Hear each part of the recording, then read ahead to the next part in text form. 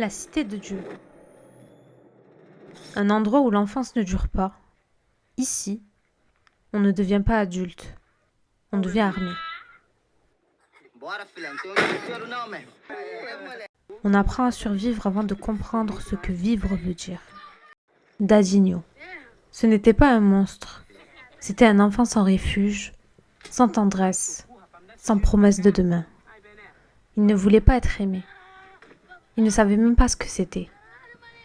Il voulait être craint. Parce que la peur, c'est tout ce que la vie lui avait appris à recevoir.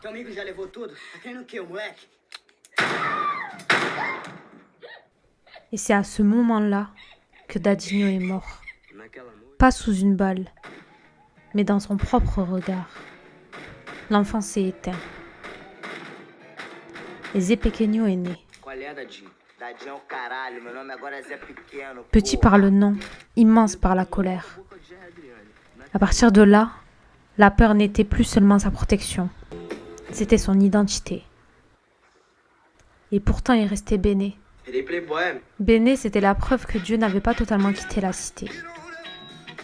Une douceur fragile, une lumière maladroite, un amour fraternel dans un monde qui étouffe. Avec Béné, Zé redevenait un enfant, juste un instant, juste assez pour comprendre qu'il aurait pu être quelqu'un d'autre. Mais la lumière ne reste jamais longtemps dans un endroit où tout brûle.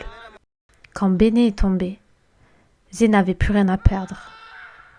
Alors la violence est devenue sa langue, sa maison, son visage. Pendant que Zé brûlait le monde, Bouscapé observait. Il n'a pas choisi l'arme, il a choisi l'image. Il a choisi de raconter au lieu de reproduire. Dans un endroit où l'on tue pour exister, témoigner, c'est déjà résister. Et à la fin, Zé tombe sous les balles d'enfants.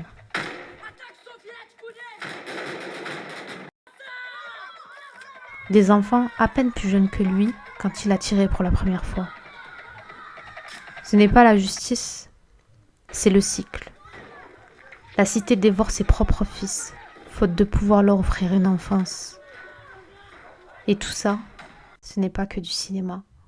Plus de 100 morts, des mères, des adolescents, des enfants. Pas des personnages, des vies.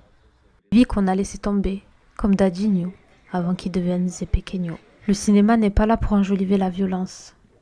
Il est là pour sentir, pour se souvenir, pour refuser d'oublier.